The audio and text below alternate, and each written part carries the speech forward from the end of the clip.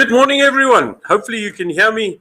I see that a couple of guys have got a little bit of connection problems, and that seems to be the plague that we have in this virtual world of ours. And hopefully in a couple of months' time, we'll have bandwidth and enough towers around that allow us to communicate without these sort of little dead patches as we go along. But welcome to the Transport of Dangerous Goods webinar, here hosted by the RFA. My name is Gavin Kelly. I'm part of the executive team at the Road Freight Association, and it's really great to have you here, all of you here with us this morning. The webinar today will be hosted by our dangerous goods expert, Richard Durrant. And Richard has been with the RFA for a number of years, in actual fact. And I first got to meet Richard when I was still employed at the Department of Transport. And Richard Durrant came along as a team from transporters and representing the RFA to come and have a chat to me about what was then new stuff in terms of Chapter 8 of the National Road Traffic Act, and moving from what in the old days was called hazardous goods to dangerous goods. One of the important things about the RFA is that we need to make sure that we look after the interests of members. So Richard is also the chair of the RFA Dangerous Goods Interest Group, and that's an interest group that looks after the interests of members who transport dangerous goods. And it doesn't matter whether that's fuel or two opposing rugby teams in the same bus. If it's dangerous goods, that's what Richard looks after, and Richard will tell you under what category those two teams would fall. Probably toxic substances would be a good idea. Anyway, the most important thing really is that if you want to be able to run your operation in the best possible means, if you want to be able to do that without all this interference from government and have somebody to stand up for you, that's what the RFA is all about. It's about looking after your interests, making sure that your business will be able to run in a sustainable manner so that you won't be around just for today, that you'll be around for the long run, which is really what we all want to do. And as I said again, this is about dangerous goods. We won't cover every single thing about dangerous goods. We will run a couple of shorter sessions around some things like SANS 10231 a little bit later, the operation on the road and public road in terms of operating a dangerous goods operation. But Richard will definitely touch on a couple of those things this morning. So once again, I'd like to thank you all and welcome you all here. We will have a lucky draw towards the end. At the end of this webinar, we'll be giving out 5 RFA goodie bags, and Johan Kutsi will be running that. So please stay tuned all the way through to that. And let's really get over to Richard. Some of you know Richard very well. He's been around. He's about 21 years old, I think. He's just celebrated his birthday this week, but he has about 30 years of experience in the dangerous goods industry. So somewhere along the line, we need to add those two together. And he's been involved in operations and logistics for a long, long time. Some of you will recall that Richard used to work in a company called Cargo Carriers, and that's actually where I met him many, many years ago. And I think we both had far less gray hair than we do have today, Richard. And there are a number of things that we were dealing with a good 30 years ago, or 20 years ago, that are still around today. So he has a wealth of experience, and I found Richard always to be very, very knowledgeable in terms of what he needs to do. And if you ask him a question with all that experience, he really is able to help you. So his experience spans haulage, it expands operations, and of course, looking at dangerous goods in focus is what he's good at. And he does this across both South Africa and into Southern Africa. And he's done a number of interactions with the Economic Commission in Europe. He's been to Geneva and Switzerland. I don't know if he brought any cuckoo clocks back. Maybe that's dangerous goods. I'm not sure. And of course, he is involved in all of the dangerous goods interactions that the RFA has in terms of the SANS or SABS, as we used to know them. So all of these standards that are created in the dangerous goods industry, whether they are required standards or good practice standards, Richard is involved in that. And a lot of what he does comes from the feedback he gets from you, the operator, in terms of assessing whether this is going to work. Because quite often, as you know, there will be some of these suggestions that government will come up with that in no way are really practically easy to implement. Richard is also Kaya registered with a squash system in South Africa that really is around looking after the certification of dangerous goods operators, and is also involved in the certification processes of the RFA. And we will talk about that a little bit later on during the year. You'll see some information coming out about that. So really, Richard, you've got 13 seconds to go through your 352 slides. I think that's a 0.3 of a second per slide. Richard, it's over to you. Thank you very much for taking part in this webinar. Over to you, sir. Thank you so much, Gavin. Very kind words. And yes, we do go back a while. I remember the very nice rusks that we ate in your office at the Department of Transport. And it was great meeting you for the first time on that occasion. And yeah, and also a big thank you to the RFA for giving me the opportunity to present this dangerous goods workshop. As Gavin said, it's going to be pretty brief. We're just going to really go over a few salient points. We can't go into great detail in the time, and it's going to be difficult and quite different doing an online presentation, but we'll give it the best go. These are very difficult times that we find ourselves in, and it's great that we have so many people registered on this webinar. The last count was over 190 people had registered, which is fantastic that there's that sort of interest in the subject. So yeah, as I say, let's see how much we can share and what we can set up for the future. The month of August has not been a good month for dangerous goods.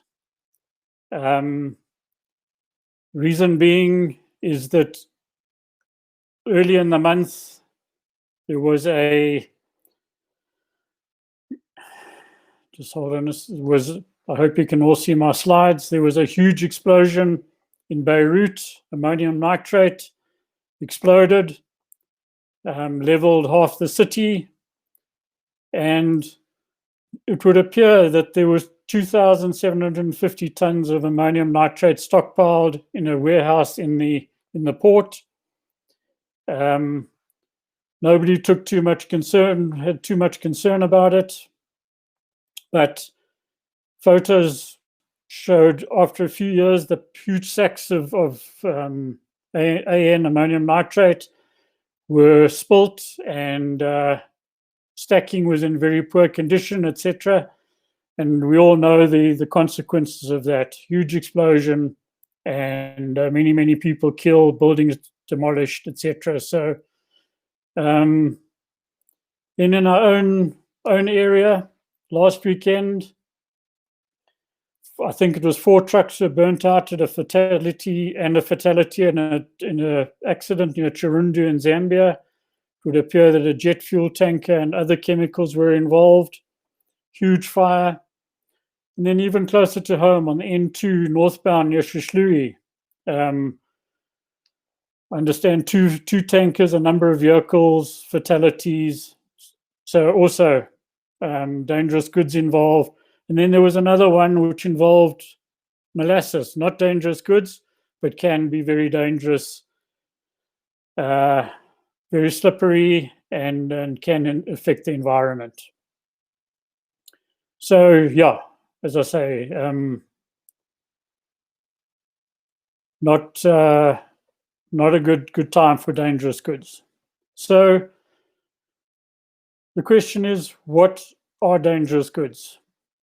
Here's a picture of I think it's a rinkels. I was asked a question at a seminar that I did a few years ago. Is a bucky load of snakes considered as dangerous goods? No, they are not. They are very dangerous, as would be a truckload of elephants or any creatures. But dangerous goods, the definition of dangerous goods is found in SANS 10228 and in the UN model regulations for the transport of dangerous goods. They are goods that are capable of posing a significant risk to the protection of persons, the protection of property, the protection of it, or the protection of the environment during transport. So that's really, we are talking transport. There's the UN GHS, which is more protection of people, but this is protection of people, property, and the environment during transport. So, and many of you have probably heard about SANS 10228, and we'll go into a little bit more detail around that. So, let me just change my slide. So people often say, how do we know if the goods that we are going to transport are dangerous goods? The first thing is you need to do is ask the consignor, the supplier of the goods, for a safety data sheet, or what used to be called a material safety data sheet, or an MSDS.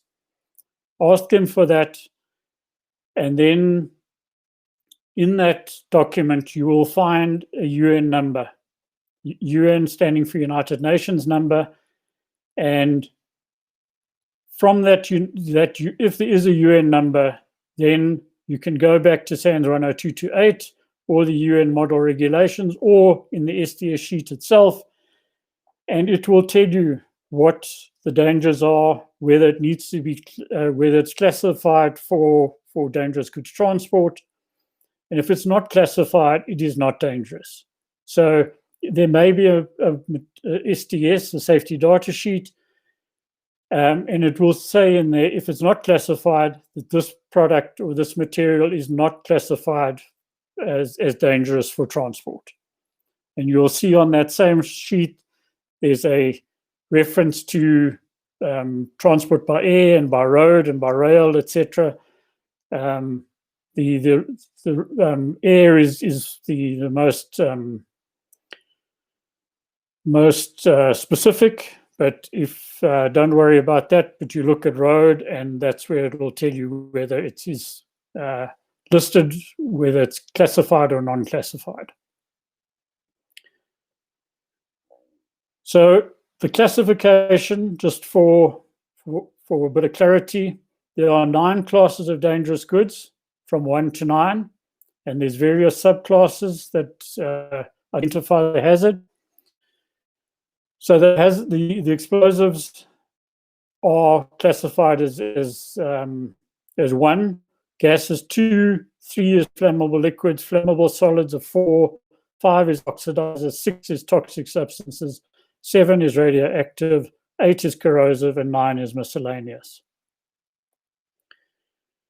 Those, other than explosives, the numbers don't specifically mean that gases are more dangerous or have a higher hazard than flammable liquids. They are really just numbers so that everybody knows that if it's a class 2, we are talking gases. If it's a class 7, we are talking radioactives. I see we've got a number of people saying that there's sound. There's no sound. Hopefully Johan can sort that out.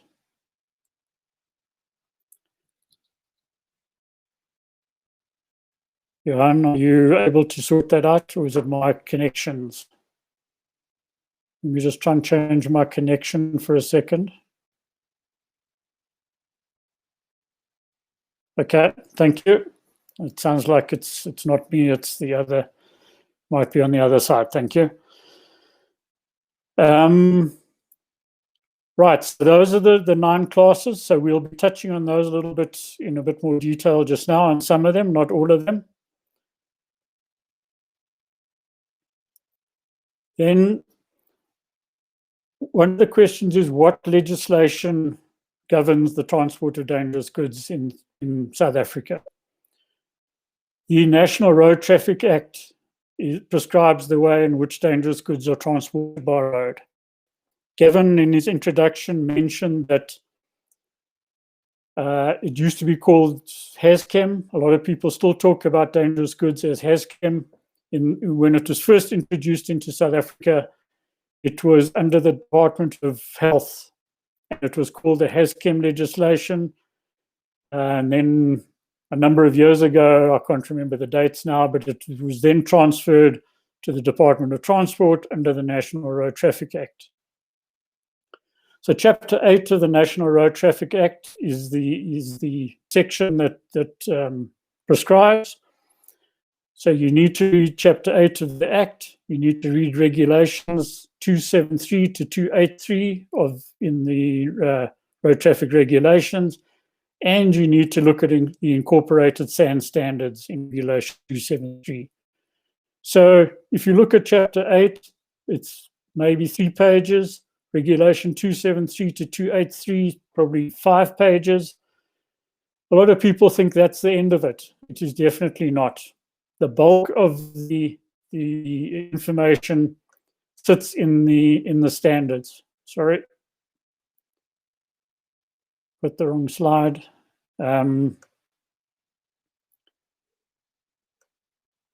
Just trying to work my way around here. So the bulk of the information sits in the standards. These are just a few of the important standards. SANS 10228, identification and classification of dangerous goods. SANS 10229, the packaging requirements. SANS 10231, the operation requirements. That is probably the most critical standard for transport operators to look at, is your operational requirements. So if you haven't got any other documents, that's the one you need to get. You can purchase all of these from the SABS. You can do it online. They're not cheap, but they've got lots of information in them. SANS 10232 Part 1 is your placarding information, emergency information, your placarding. We will be talking a little bit more about that just now because there's lots of placards out there which are not compliant. 10232 Part 4 is your transport emergency card. We'll talk about that in a little bit more detail just now. And then the last important, really important one is SANS 1518, which is a design, construction, and maintenance of road vehicles. As I said just now, the important detail is contained in these SAN standards. And one of the problems we have is that through the SABS, these standards are updated, but often there's no information going out to transporters to say, this standard has been updated, please look at that new standard. And with my involvement in the RFA now, we will be sending out notices, keeping people up to date as to what's happening in the market. Sorry, I just need to battling to change my slides here a bit. Right. So a little bit of background to the legislation.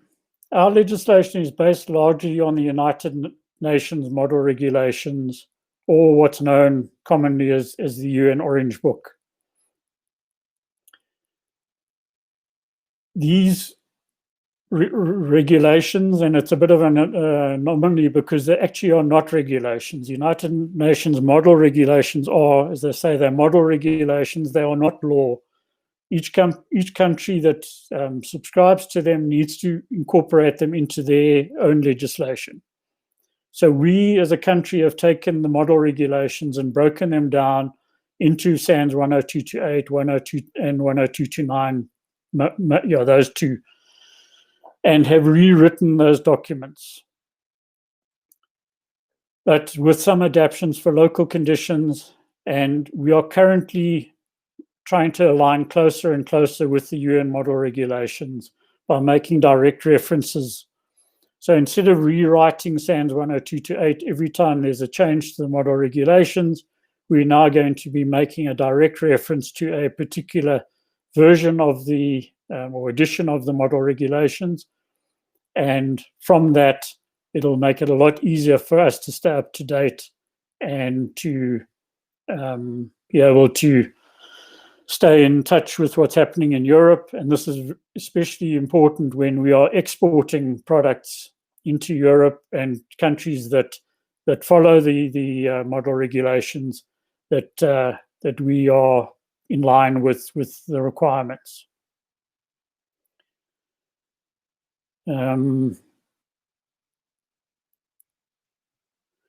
So when does this legislation apply? Regulation 274 states specifically that this chapter, Chapter 8, applies to all vehicles registered in the Republic when they are transporting dangerous goods, and to all vehicles other than those registered in the Republic wherever they are in the Republic when they are transporting dangerous goods. So it's a little bit of an anomaly here. Yes, all vehicles registered in the Republic transporting dangerous goods, that makes sense. But if a foreign vehicle comes into South Africa, this legislation is saying that that foreign vehicle must apply with all the requirements as per the South African legislation. And Gavin is more of an expert on this. But in fact, our SADC, I'm going to call it SADC rules, say that if a vehicle is legal to transport dangerous goods in, say, Zimbabwe, that vehicle is legal to transport those same dangerous goods in South Africa.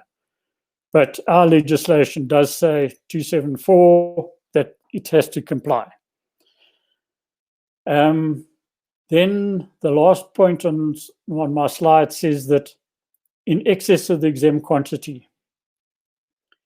So some products, or majority of products, have what we call an exempt quantity. It's a South African phrase,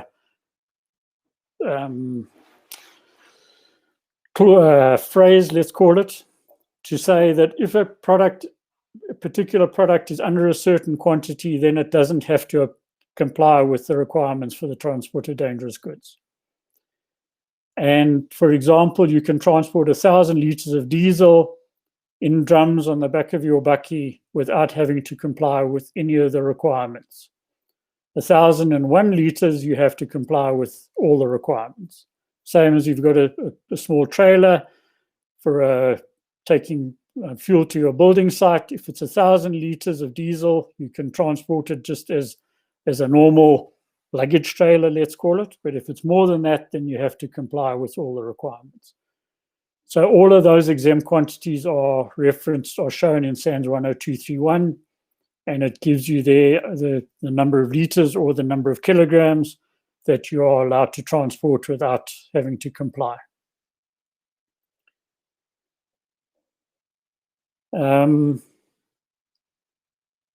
So one of the hot topics at the moment is COVID-19. We're not going to go into great detail here, but COVID-19 is the medical waste. Transport of medical waste, and specifically medical waste originating from COVID-19 healthcare facilities, which is commonly known as healthcare risk waste, needs to be transported or needs to be conducted in full compliance with the transport of dangerous goods by road requirements. And you'll see there SANS 10228 clause, that should be clause 12.2.2, not 22. Division 6.2, infectious substances. So SANS 10228 specifies how that waste must be transported. That'll make reference back to what placarding you need, what qualifications your driver needs, etc. But it is all covered under the transport of dangerous goods by road requirements. And as I said before, our legislation is based on the UN requirements, so we actually, trying to keep right up there with the best in the world.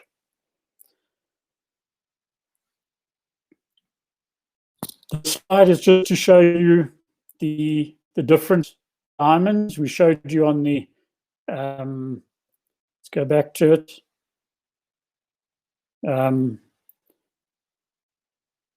Top right-hand corner, the infectious substances diamond, class 6, is what must appear on your placard, and we'll go into the placards just now. These are the other diamonds for the other classes. Class 1, which is your explosives. Class 2 is your gases. Class 3 is your flammable liquids. Class 4 other flammables, your flammable solids generally. Class 5, oxidizers. Class 6, your toxics, is a class 6.1 and a 6.2. Class 7, your radioactives. Class 8, corrosive. Class 9, miscellaneous. And then a multi-load, and then your dangerous, your other warning diamond. But I'll explain those two in more detail just now. So those tell you what the product is. In fact, the new European, the new UN diamonds do not actually have a printed description. They only have the color, the pictogram, and the class. They don't have a flammable liquid or flammable solid or whatever the description is. Again, these standards, the UN standards, are adopted throughout the world. So it might be in Russia, it be in China, and their language is very different to ours. So the wording has been taken out.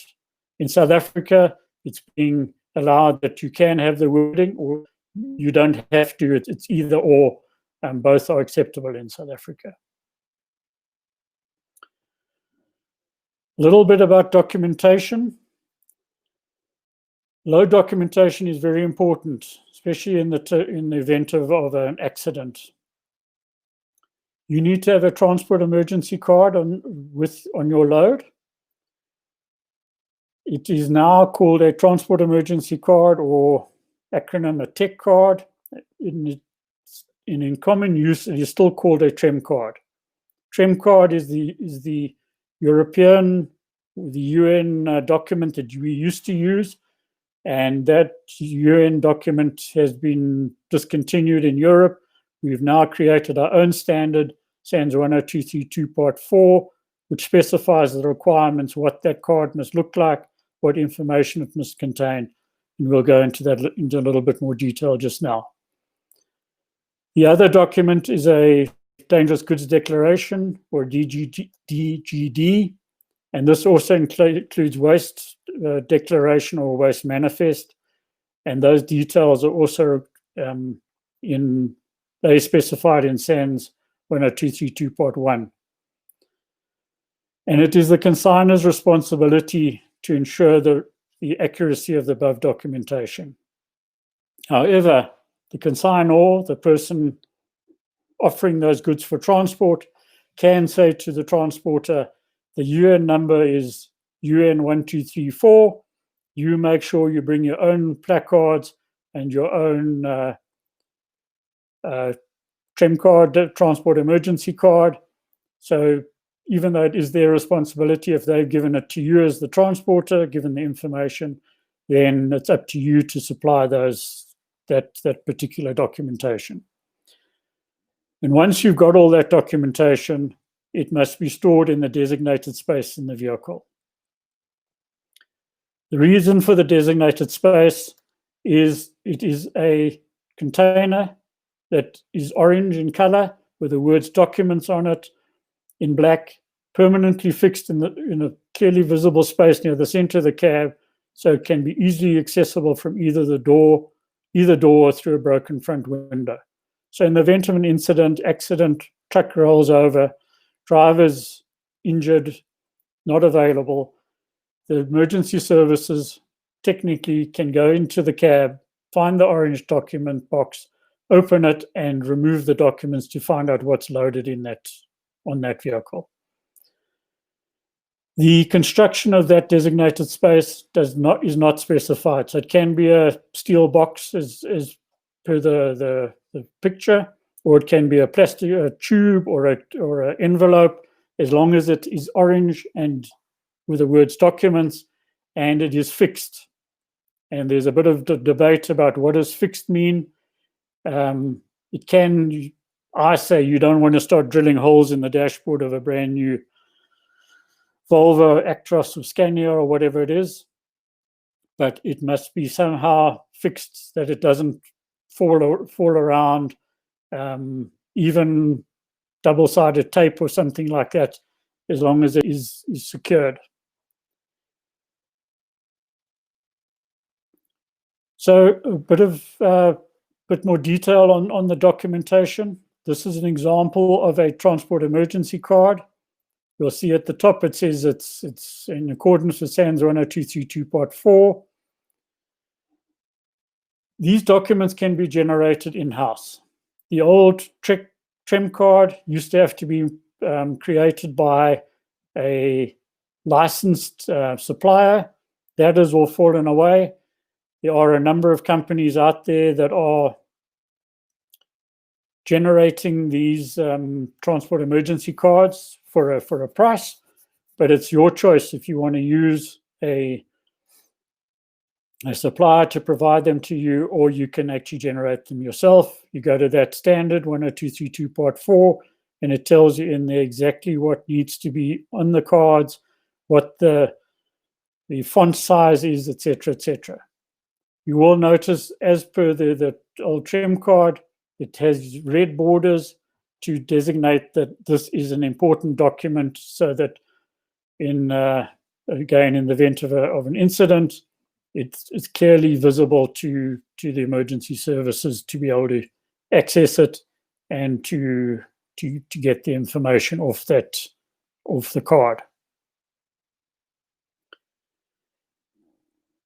The next document is the Dangerous Goods Declaration. This is an example that comes straight out of the standard.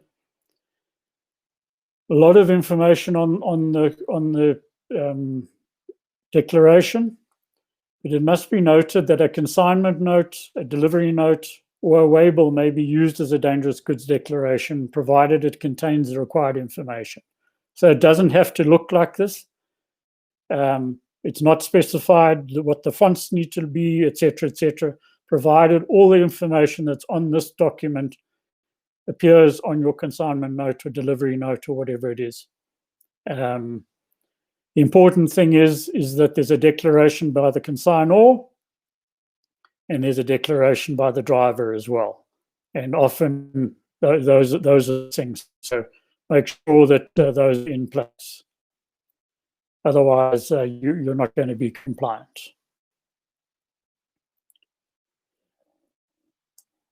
Right, the next matter we're going to look at is the placarding of vehicles. This is, as I mentioned, quite a difficult area for compliance by the looks of things. This is just an example of an LPG tanker. The three: no smoking, no cell phones, no naked flames, are not dangerous goods requirements. They're more fire brigade requirements. The LPG, flammable liquid, inflammable flame bar on the back is a LPG requirement, which I believe came from Shell. So they're not technically part of dangerous goods requirements. But the requirements for the placarding are specified in quite a lot of detail in SANS 10232 Part 1. So the placarding says the vehicle placarding and documentation must be an accurate reflection of the dangerous goods being transported. This is very important, because if it's not an accurate reflection, in the event of an incident, a rollover, whatever it is, and the emergency services can't get near the vehicle, or good idea that they don't get near the vehicle, is by using the UN number and a emergency response guide, if they've got one available, they can see what actions they need to take to attend to that particular incident. However, if the vehicle has got the incorrect placarding, and I've seen vehicles on the road where they've got different placards on either side of the vehicle, what product is transported on that vehicle? So it's very important that it is an accurate reflection of your what goods are being transported. So the legislation says the full placard, including the 10mm bound black border, shall be clearly visible from the roadside, whether directly affixed on the vehicle or supported by means of a permanently fixed frame. So when they say directly affixed to the vehicle, most of your fuel tankers in South Africa have got a decals or the placards fixed to the vehicle permanently, because that's what they're dedicated to. And but the other way is that you can have boards that you can insert, remove, change, depending on what product what's being loaded. And this applies a lot to your chemical type tankers. And sorry, I see there's a spelling mistake somewhere. Should be quantity and not quality. Sorry. Yeah, apologies if there's a couple of errors. So yeah, some of the traffic officers, particularly in KwaZulu-Natal, like to pull out their tape measures and measure and make sure that your 10 millimeter boundary border is in place. So be careful with that. The placard shall be clean, legible, and not defaced at all times. So make sure that they're not torn, that they're not dirty. Again, easier for the emergency services to see, more chance that they're going to save your vehicle and the load. One of the areas where these placards get defaced is sometimes there's a load, tarpaulin over the load, placards are stuck to the tarpaulin, and then a net is placed over that. And technically that net is defacing those placards, so be careful of that as well. And the other very important one, the last point, is the size, colors, and specifications for placards are contained in SANS 10232 Part 1. And make sure that your printer knows these requirements. I was at a transporter on Monday this week, and everything looked fine on the vehicles, but you could barely see what the telephone numbers were, the emergency numbers, because they were half the size that they should have been. And the transporter was unaware, and his printer was unaware of those requirements. So make sure that that your placards comply with that. In brief, the UN number, which I'll show you now. The UN number in the top left-hand corner, those must be at least 50 millimeters in height, and the telephone numbers must be 25 millimeters in height. So and the width is specified as well. So just to explain what a placard looks like and what it means, top left-hand corner, well, first of all, it's a white board with orange, part of it orange, 50% of it orange. Top left-hand corner is your UN number, and it's not written UN 1203, it just is 1203. So you'll see some transport or some boards have got written there that it's a UN. It mustn't have that UN number, the letters UN. Below that is the operator telephone number. That is a 24-hour number. It used to say it had to be one of the numbers there. You can have more than one number, but one of them has to be a landline. That was changed a few years ago. A lot of companies don't have landlines anymore. So you can have one or two numbers, and they can be mobile, but then at least one of them must be available 24 hours a day. So your ops controller who's on duty or whatever, it must be their telephone number or however you have your operation running. And that is the requirement there, is to be able to get details of the cargo and the route of the vehicle and details of the driver. If the driver's injured or whatever, they need to know who he is, if there's no identification or whatever available. The bottom area is the specialist advice number. Also, same story, there needs to be a 24-hour number there. It can be a toll-free number. A number of the big companies, Sasol, AECI, have got their own emergency control rooms with their numbers. I know one of the transporters, I helped them put the system together, Cargo Carriers. have also got a 24-hour number, toll-free number, which goes through to their ops controller who's on duty 24 hours. So, and if you can't arrange something like that, at least put your specialist advice number of your cleanup contractor. So if somebody does need to know, what do we need to do with this product that's running towards the river, they can get hold of Dries or Spiltech, whoever it may be, and say, how do we handle this product? At least until they get on site. Then on the right-hand side of the placard is the diamond. I showed you the diamonds earlier. Again, that shows you this one is flammable liquid class 3. So that's what the placards generally look like, and what all the different sectors on the card mean, or on the placard mean. There are variations to the placard. This is also an area of great confusion. Mixed loads are when there are loads on a particular vehicle that are of different classes. So you might have a class 3 and a class 4 on the same vehicle. Then that's classed as a mixed load. It must be shown with a diamond, with a placard like is shown here. And the important thing is that you need to then have the information, the transport emergency cards, etc., for each product that's on, each different product that's on that vehicle must be carried in the orange box. Then your waste products. This is an example that the little picture I've put here is not the greatest, but the transport of waste, and again we're talking infectious waste here, must have the words waste above the UN number, so that can be clearly identified as being waste. So if you are transporting covert waste, that's what your placard should look like.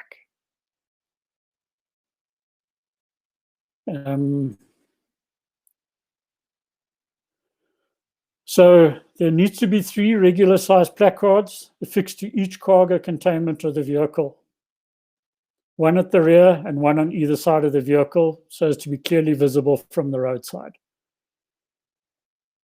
Where there's a problem here is that often people and some of the OEM manufacturers are not aware that there must be a placard on the rear of the front trailer of an interlink. Argument, but it runs as an interlink. Why do we need a placard on the front? We've got one on either side of each trailer and one at the rear. If you need to split that trailer, that combination for any reason, there needs to be a placard on the rear of the front trailer. So have a look at your trailers. This happens specifically in the flat deck area. It is difficult to mount a placard on the back of a flat deck, but it is a legal requirement. Then vehicles with a gross vehicle mass less than 3,500 kilograms, smaller vehicles. Rule of thumb, 3,500 kg GVM is round about your Mercedes-Benz Sprinter type vehicle. Anything smaller than that can be fitted with reduced size placards. So you'll notice around a lot of the buckies that are transporting gas have got small placards on. That's in terms of this legislation, that they can have smaller placards than the big ones that are fitted to your vehicles. Then you must also have, sorry, let's go to this one. This is just another example of where the placards must be fitted.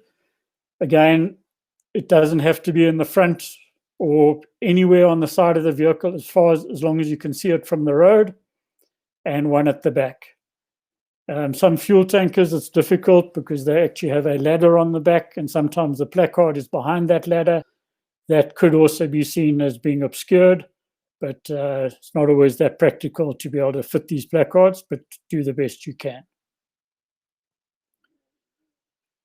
Then the diamond must be on the front of the vehicle when it's transporting dangerous goods. Again, with the smaller vehicles, it can be a reduced size diamond. And the intention there is if the vehicle is coming towards you or whatever, you can see that that vehicle is transporting dangerous goods. The important thing as well is that if that vehicle is empty, those dangerous goods have been removed, those placards must be removed.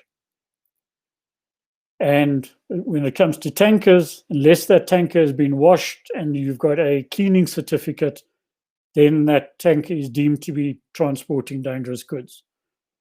As many of you probably know, an empty fuel tanker is probably more dangerous than a loaded fuel tanker due to the vapors, etc., in that tanker. So you'll see vehicles traveling on the road, pulling a tipper full of sand, but he's got an orange diamond on the front. Probably bought the vehicle secondhand. It's got the diamond on. They've just left it there, which is poor practice, but that's what's happening out on the roads these days. So one of the reasons why we're doing training and trying to get people aware of what the requirements are. So the next topic we're going to talk about very briefly is the vehicle design requirements for dangerous goods, which is covered under SANS 1518. I saw on the guest list that Stephen Holm from Tanker Services is with us. Stephen and a number of other tanker builders. Stephen's from Tank Clinic. A number of the other tanker builders, GRW, Henrod, all sit on the committee with us when we draw up the standard. This standard is based heavily on the ADR, which is what used to be called the European Agreement concerning the international carriage of dangerous goods by road. The European is now going to be falling away, and it's just going to be the agreement concerning the international carriage of dangerous goods. We have taken the standard, as we are doing with 10228 and 10229, and have referenced this, as I say, referenced it heavily in our document.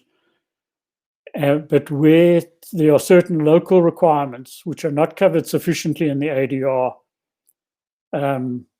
or that are covered in the ADR but require a modified approach for local applications, we've included additional information for that.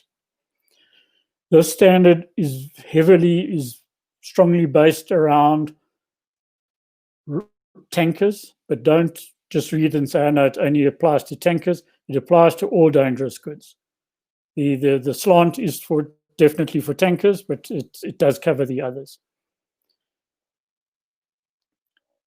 One of the areas that is not well understood within SANS 1518, and little is known about it and very little compliance, is that general goods vehicles transporting dangerous goods, and I say general goods, flat decks, taut liners, Pantechnicon type vehicles, need to have side underrun protection. Again, not applicable for your smaller vehicles. So the vehicles need to be equipped with efficient side underrun protection devices along unprotected areas of the sides of the vehicle to prevent pedestrians and cyclists from ending up underneath the moving dangerous goods vehicle. So you may purchase a flat deck, interlink, whatever. Make sure if you're now going to transport dangerous goods that it gets re-registered as a dangerous goods vehicle, but make sure that it's got your side underrun protection. A lot of people have not got it. I don't think the law enforcement agencies are aware of it, but be careful if something happens and it's not fitted, you're not going to be compliant. So check your vehicles that they do have the side underrun.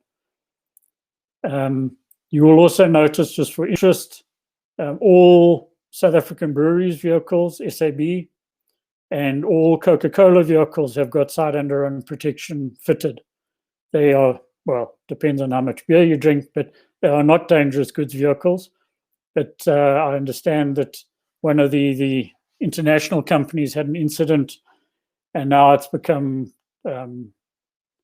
company policy to fit those side underruns to their vehicles and to any contractor vehicles that are working for either of those companies. So it is very good practice, but it's only law in South Africa for dangerous goods vehicles. This is just a quick, brief pictures of side underrun. This is it looks like a GRW tanker at the top of the slide. You can see the side underrun protection bars between the landing legs and the trailer axles, and the picture below a bit of more of a close-up again between the landing legs and the vehicle axles, or the trailer axles. If it's a fuel tanker and there's meter boxes, etc., in that area, then you don't need to have that side underrun. That will act as a side underrun as it is.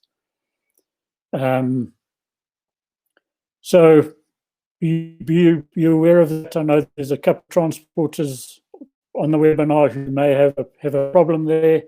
It is something you need to look at. And yeah, that's the end of my part of the presentation. If there's any questions, I'm happy to answer. And as Gavin said, if there is any more interest, we're happy to look and set up some further presentations going into the future. Thank you very much for your time and your interest.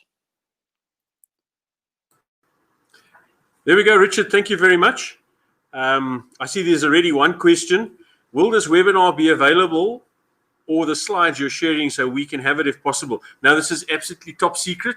You shouldn't have seen any of this during the presentation.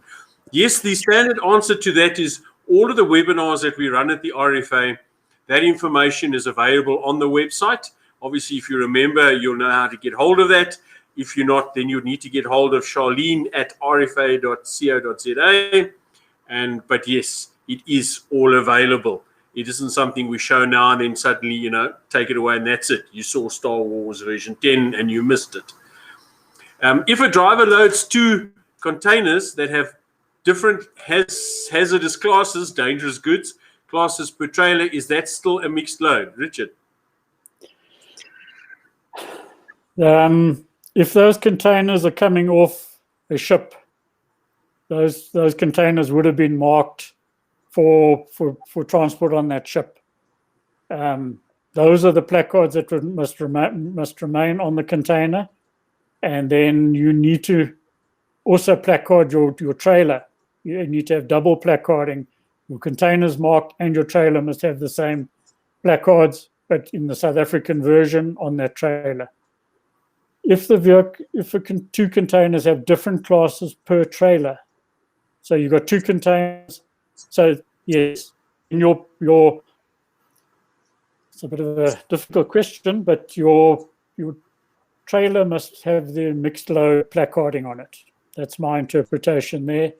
So if you've got 2 different placards on the containers, then the trailer must have a mixed load container, mixed load placard. That would be my interpretation. No, I concur with you, Richard, but then, I'm not as knowledgeable as you. Next question. Traffic police still refuse to accept in-house TREM cards. Take them out of the house. Refuse to accept in-house TREM cards. Are they fully conversant with SANS 10232 Part 4? Are you asking who's conversant? Are you asking about the police? So whoever just typed that, if you could just help, Basil, if you could help us with that. The question is, traffic police still refuse to accept in-house TREM cards. Are they fully conversant with SANS 10232 Part 4? Richard? Yes, they are. Hate to say it, but they're probably not conversant with 10232 Part 4. It's a major problem we have, and I mentioned it earlier. Often industry doesn't know what the new legislation is being published and what it says. That goes even further, that often the traffic officers haven't been retrained, etc. So remember RFA, get hold of the RFA and see if they can help you in those sort of instances, but they should know that if it's got those orange borders, those red borders, etc., it should be compliant. But yeah, it is an area of concern. Thanks, Richard. Here's a question that we have not only on dangerous goods trucks, but it goes to equipment on vehicles, especially for vehicles that are registered outside of South Africa within either the SADC community, even further abroad. And Richard, I'm sure you'll be able to answer this one quite quickly. Do foreign hauliers also require side underrun protection for those carrying dangerous goods as required in RSA? I would presume, Andre, that's the question you're asking. Richard? Same as what I said earlier, technically, and Gavin can answer it better, he's just passed it to me. If it doesn't have to have side underrun protection in its country of origin, then it doesn't need to have in South Africa. But our legislation says it does. So it's a bit of one of those anomalies. But I don't think the police even know what the legislation is. So if it comes in and it gets away with it, then good luck. That's all I can say. Yeah. Yeah, Richard, I think the point here is that what is written in the SADC protocols in terms of vehicles moving between member states is the important thing. And whether we like it or not, what is deemed acceptable, legal, required in a neighboring country in terms of running that vehicle there, in terms of their legislation, unfortunately, in terms of what we've said, is allowed in this country. It's one of those things. And a very good example of that is spare tires. If you are traveling from South Africa, for example, to Zimbabwe, the Zimbabwe regulations require that a vehicle has a spare tire, spare wheel on each of its vehicles in a combination, as well as a spare tire for each size of that combination. So sometimes you have different size tires between the truck, tractor, or trailers, whereas in South Africa, strangely enough, the legislation does not require you to carry a spare tire. It's in the pre-trip inspection, but it's not required, a legal requirement, to have spare wheels on spare tires on vehicles. So it's very much a case of having to acknowledge and allow member states and their requirements in the country. And it is a bone of contention, and that's the whole standardization discussion that's happening within Africa and Central Africa. Next question. With regards to driver HAZChem training, will this even be a 2-year course in order to align to PREP? That's from Tipes Phillips. Tips. Yeah, Greg Phillips. Tips. I don't know. There's been no talk about this. As you know, driver training needs to be done every year, but every second year it's for renewal of the PDP. There's been no talk that I'm aware of that there's going to be any change there. Gavin, have you heard anything, any talk about it? No, we haven't heard any further discussion around that. We have been involved in discussions of trying to get the PREP lengthened to the validity of the license.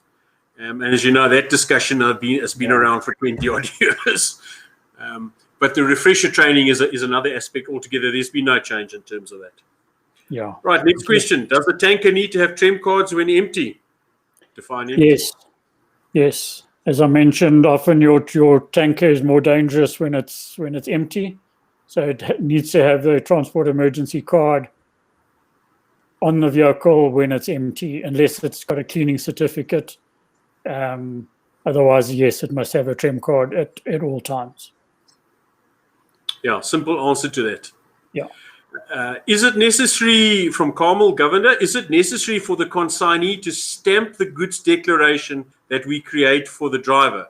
The reason we ask is that we have on many occasions been asked at the Heidelberg Weighbridge to have the declaration stamped. Then only would they release our truck. Gavin, maybe you can help me. I'm not aware of any requirement. As long as those two declarations are signed, that I think it should be the consignor who issues the declaration, signs that it's a correct declaration, and the driver signs that he's received it. There's nothing written that needs to be stamped. 100% correct. unfortunately, Heidelberg and Gavin, we'll need to chat about this again sometime, seems to be very sticky about all sorts of stuff, that the borders on your transport emergency card are 1 millimeter too narrow and all that sort of stuff. So they try and get very picky with regard to quite a lot of that stuff. But yeah, that's Heidelberg is a particular area that is very finicky about it. I think Richard summed it up, and we'll look into that. But no, there is no requirement in any piece of legislation or compulsory standard that requires that it be stamped. On buckies, from David, on buckies, do we need to put trem cards for isotope deliveries? Yes. Isotopes will be radioactive. There are no exempt quantities for radioactive. So any vehicle transporting must be fully compliant with the transport of dangerous goods. Simple Correct. answer. Yeah. Correct. And as Richard had said, they would be size reduced placards, but they would still require it. Because importantly, there's no exempt quantity in terms of that. From Gideon Venter, does battery cases and fuel delivery pipes on tankers or trucks also count as side underrun protection if they are plus minus 400 millimeters from ground level? Yes, they would. It's only specified the side underrun has got I think it's 300 millimeters from the ground.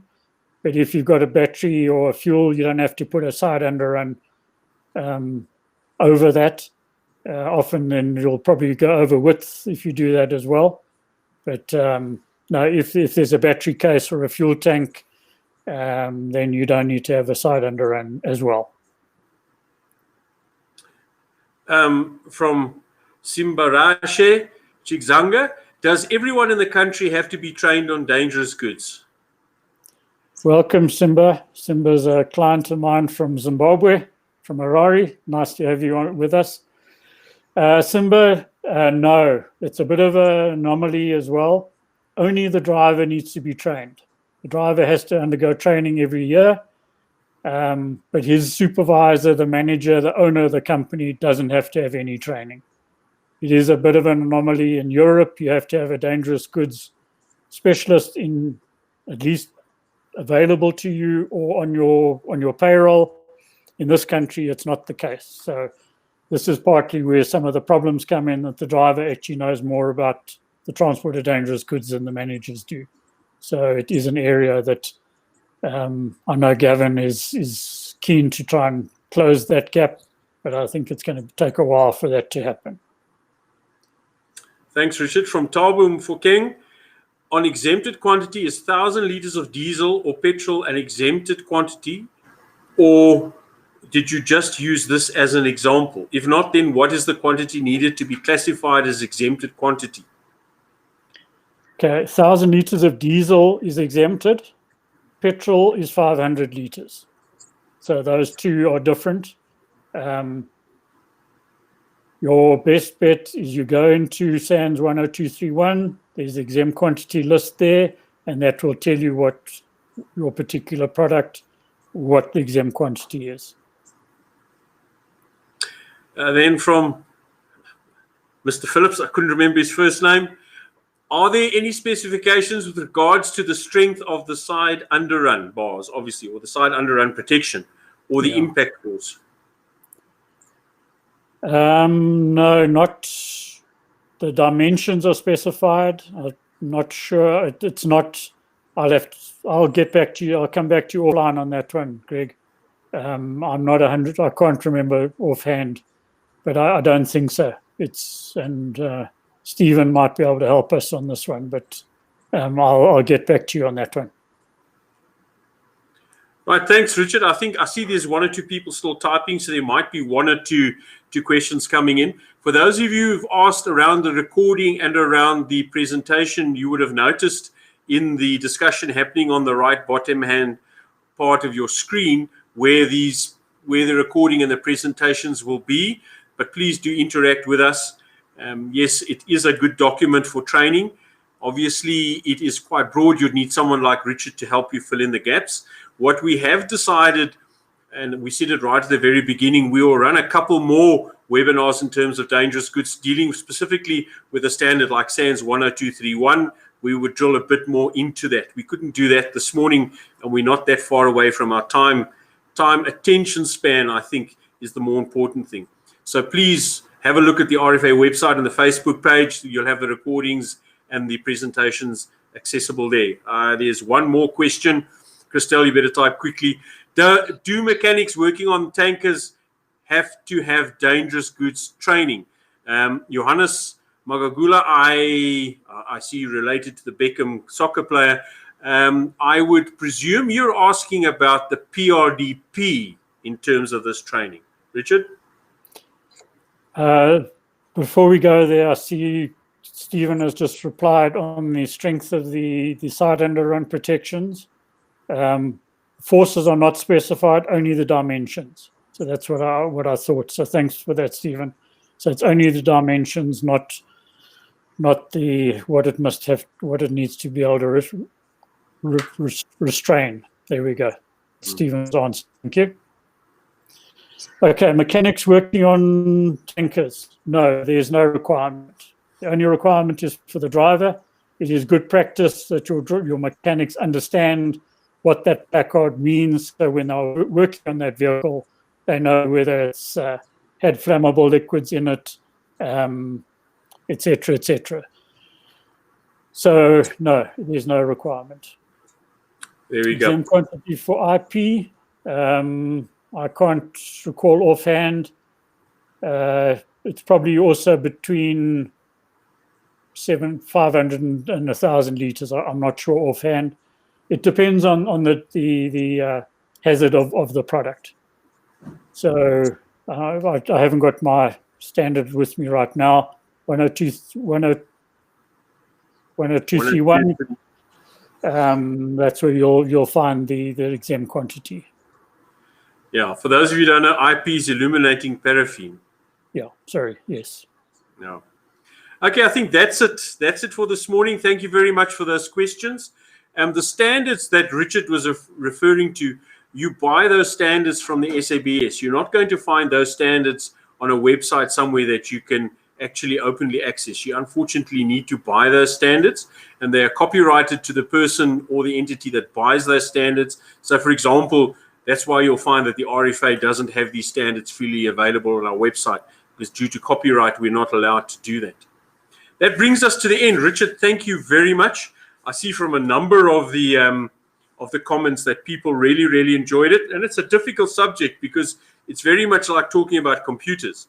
You start off talking about RAM or a keyboard, and then you realize you haven't covered the thing that connects the two, and then there's something else, and it can actually run away from you. But I think you've done exceptionally well. And as I've said, we're going to have a couple of follow-up webinars in that regard.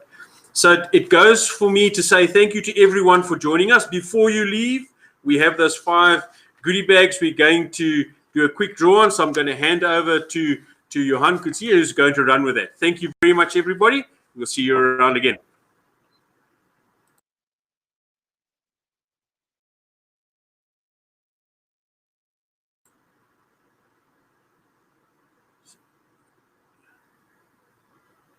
So this is an automatic lucky draw. Okay, the first winner is Jolene Narendas from Balore, if I'm pronouncing that company correctly.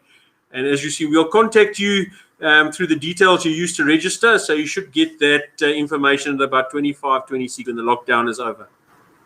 Next one, please. Basil Kirkman from Sabot SA. Once again, you'll be contacted. We've got 3 to go. Ernest Tobeni from SYC Trading Pty Limited. Congratulations. You'll be getting your information. This Nigerian oak, Steve Cornelius from Indwe. You'll be contacted through Steve. It's part of Indwe Risk Services. Congratulations, Steve. And Kwelechi Mpahlele from DTBSA. I'm not sure what DTBSA stands for, the acronym for. You'll be contacted shortly. Once again, everybody, thank you very much. Stay safe. Think about it. Don't drink too much beer. That's also a dangerous goods. We look forward to chatting to you again. Thank you very much. Have a good day.